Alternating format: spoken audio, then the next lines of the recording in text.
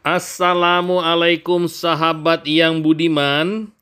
Kali ini kita bicara mengenai sejarah.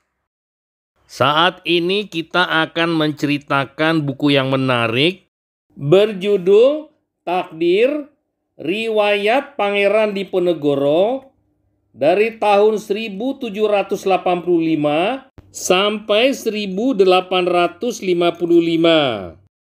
Karangan Peter Carey.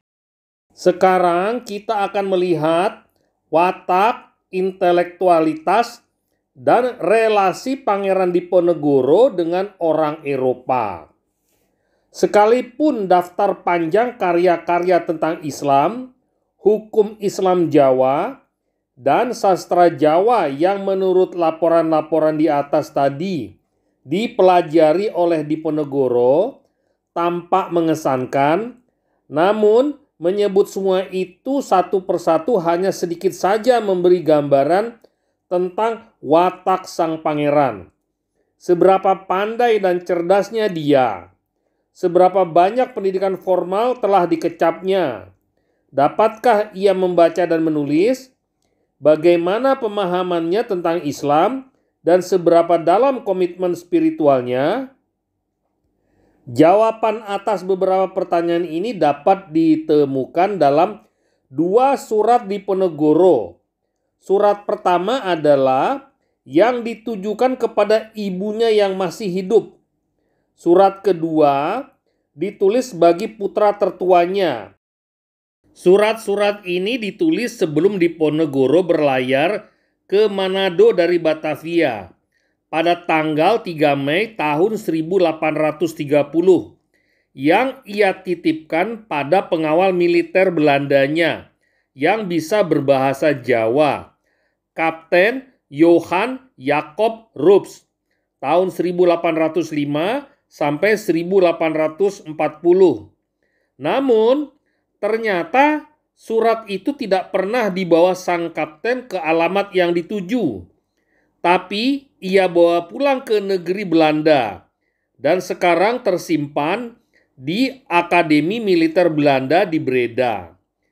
Kedua surat itu ditulis tangan dan terkesan semrawut, tidak rapi, dengan banyak aksara Jawa rangkap, di samping kesalahan-kesalahan lain.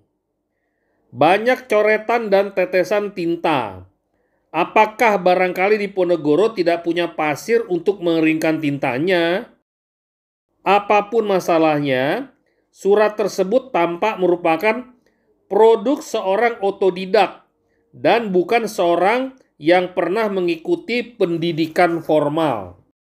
Sekarang kita lihat dulu surat Diponegoro kepada ibundanya, Raden Ayu Mangkorowati. Ditulis pada kertas dengan pena tanpa ada pasir untuk mengeringkan tinta. Ditulis pada akhir April tahun 1830 di tempat tahanan di Stadhuis, sekarang Museum Sejarah Jakarta di Kota Tua Jakarta. Surat asli ini diserahkan kepada Kapten Johan Jacob Roeps, ofisir pengawal Diponegoro dari Magelang untuk dibawa ke Yogyakarta. Tapi tidak sampai karena Roeps langsung cuti pulang ke Belanda pada bulan Juli tahun 1830.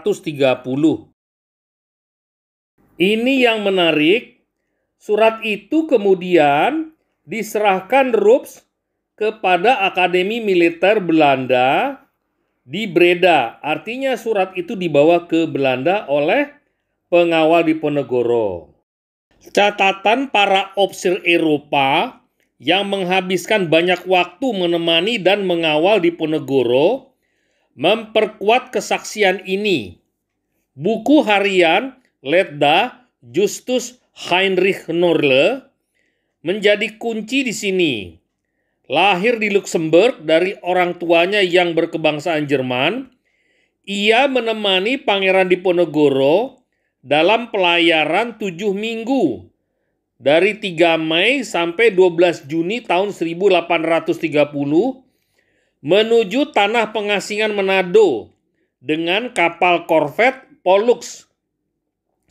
Ketika itu jabatannya adalah ajudan militer Gubernur Jenderal Johannes van den Bosch dari tahun 1780 sampai 1844. Menjabat tahun 1830 sampai 1834. Menurut Norle, pangeran tampak sebagai seorang bangsawan. Namun pada saat yang sama, seorang yang penuh percaya diri, dianugerahi bakat kelihayan, watak yang kuat, dan giat berusaha. Punya penilaian tajam yang jarang ditemukan di antara priyayi ningrat Jawa zaman itu. Kekurangannya dalam pendidikan formal dapat dilihat dalam caranya berbicara yang dalam pandangan Norle sangat tidak tahu aturan, blak-blakan, dan tidak akurat. Namun, kekuatan watak dan vitalitas kepribadiannya yang terpancar dalam semangatnya mengejar cita-cita. Dalam pandangan Norle, kaya, kuat, dan sangat jernih. Kepribadian Diponegoro mengesankan setiap orang yang berjumpa dengannya, meski hanya sebentar. Pada konferensi perdamaian Magelang pada bulan Maret tahun 1830, Panglima tertinggi tentara Belanda, Letnan Jenderal Hendrik Marcus de Kock, dari tahun 1779 sampai 1845, dan stafnya, tak satu pun yang pada awalnya bersikap baik padanya. Akhirnya, semua berkata dengan penuh pujian tentang karakter pangeran yang lapang hati dan cerdas.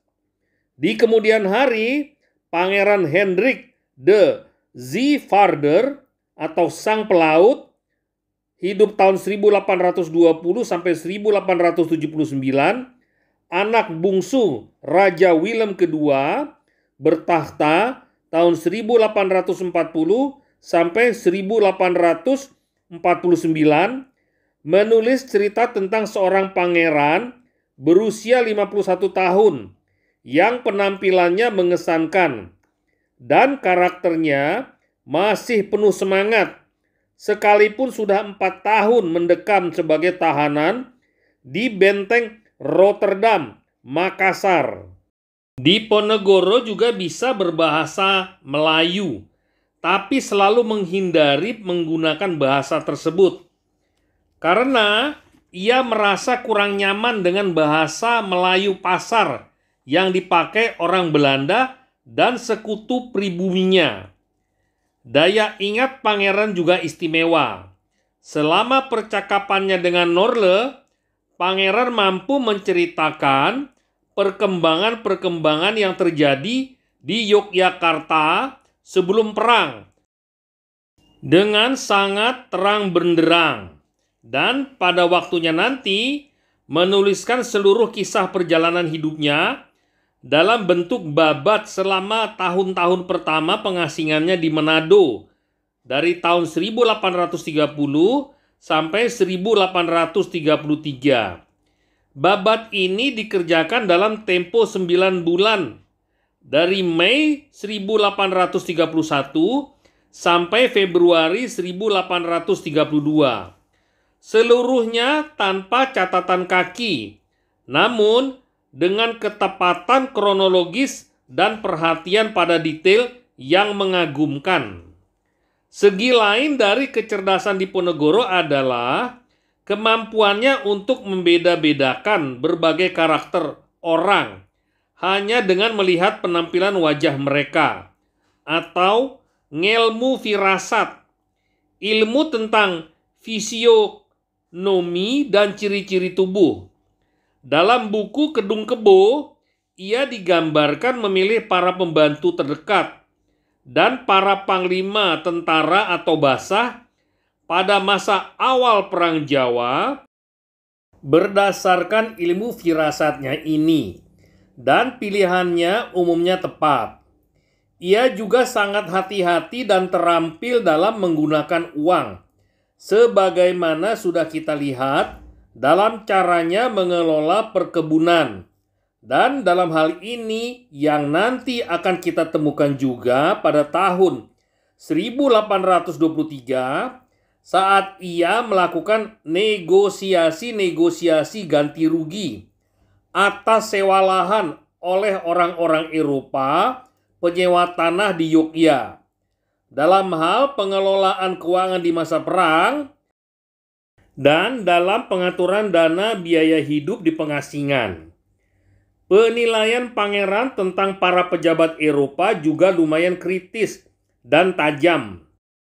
Hubert Gerard Nahuys van Bultz tahun 1782 sampai 1858 menjabat residen Yogyakarta dari tahun 1816 sampai 1822. Seorang pengacara bermulut besar dan sosok administrator yang senang bergaya militer.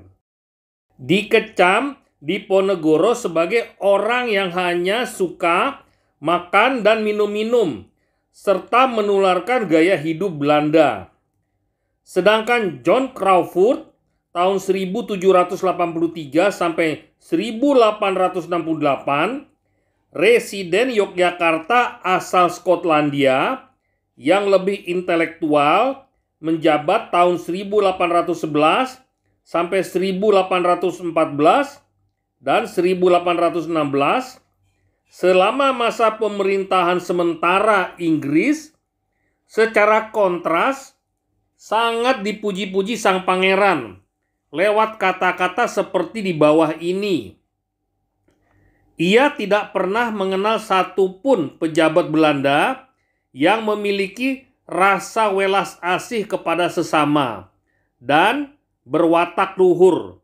Crawfurd mendiskusikan apa saja dengan ayahnya atau dengan dirinya, dan ia menjadikan bahasa Jawa sebagai bahasanya sendiri dalam kurun waktu belum 6 bulan ini. Karena bahasa Melayu adalah bahasa pitik, bahasa yang tidak ingin didengar oleh penguasa Jawa manapun.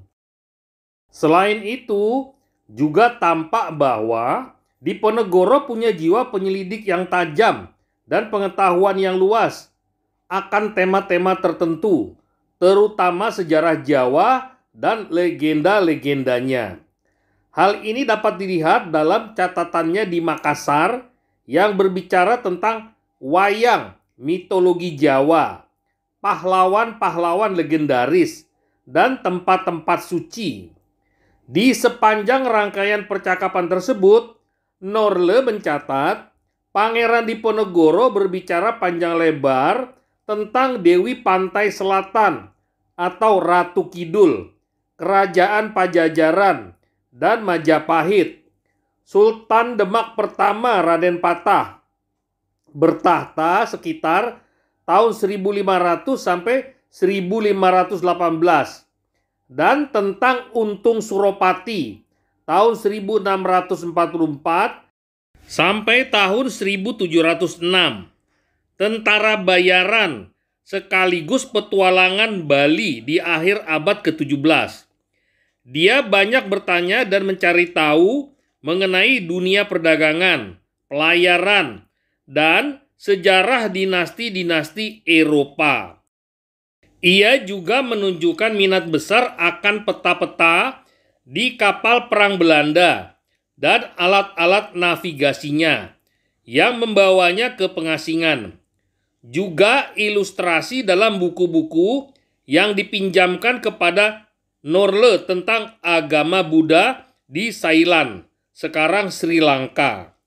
Dan Perang Salib Pertama tahun 1095 sampai tahun 1099.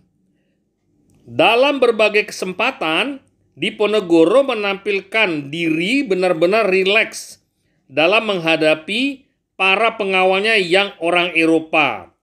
Ofisir pengawal asal Belanda yang pertama, Mayor de Stuers, tahun 1792 sampai 1881, Menantu De Kock malah mencatat tentang cara pangeran membawa diri dengan anggun dan paham benar tentang etiket gaya Eropa di meja makan.